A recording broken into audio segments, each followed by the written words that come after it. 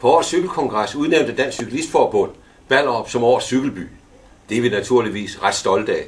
Men det er selvfølgelig også, fordi vi har gjort en stor indsats omkring cyklisme. Vi er Bike City sammen med København.